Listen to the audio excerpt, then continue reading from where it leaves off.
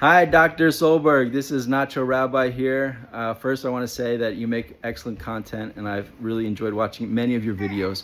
But this video in particular, I did not like. I thought it was below your standards, and I want to critique it. It's called The Real Reason God Banned Pork. And the first critique is that it's just low-hanging fruit, okay? This lady you chose, she doesn't seem like she's all there. And yeah, of course, God doesn't say why pork is unclean or not, or other food is clean. It doesn't say why in the scripture, and speculation is great, which I agree with you. Second critique is you mentioned something about it didn't become unclean until Moses said it, and if God wanted it banned for all the nations, then if all the nations didn't eat pork, it would be okay. But that is really bad logic, because almost all the commandments were just for the Israelites. Coveting, lying, all that kind of stuff. I don't see that in the before Moses. It's my daughter. So, okay, and then clean and unclean. Like, here's an easy one. You just go back to Noah. Noah knew the distinction between clean and unclean.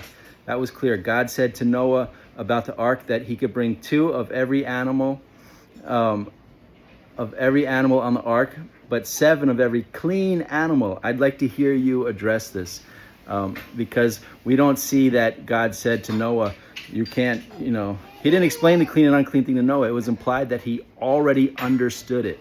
So to say that people didn't eat that way or know that before Moses is an argument from silence. But we know for a fact, by scripture, authoritatively, that Noah knew the difference between clean and unclean. That was before God said you could eat whatever.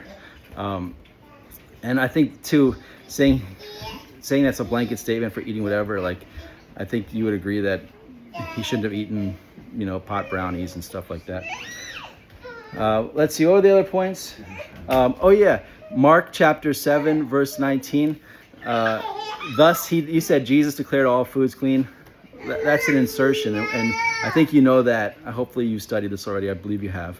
But if you look at the King James, it says, purging all meats. Very different from this parentheses insert that's not in the Greek. So we know we inserted, thus he declared. That's just not there.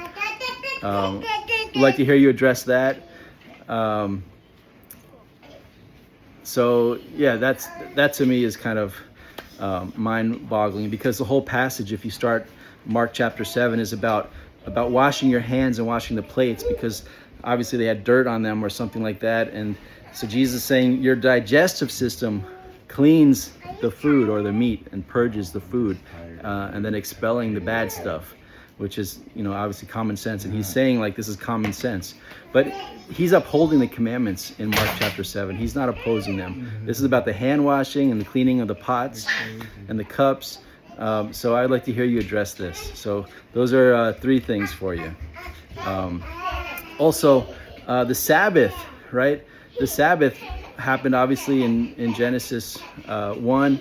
And it's not, you made this idea that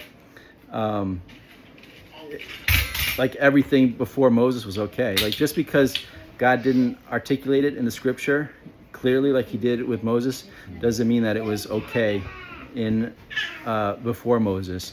In Romans 1, it says that the Gentiles do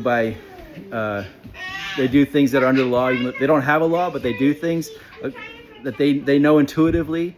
So that kind of, I think, scraps most of your argument. So we'd love to talk to you more about this if you're willing, but I think you're wrong on several points. And I feel like you're doing the same thing that she did. Like, you kind of, by saying, you made some arguments that just were not very logical. So happy to talk to you more about that. Thanks.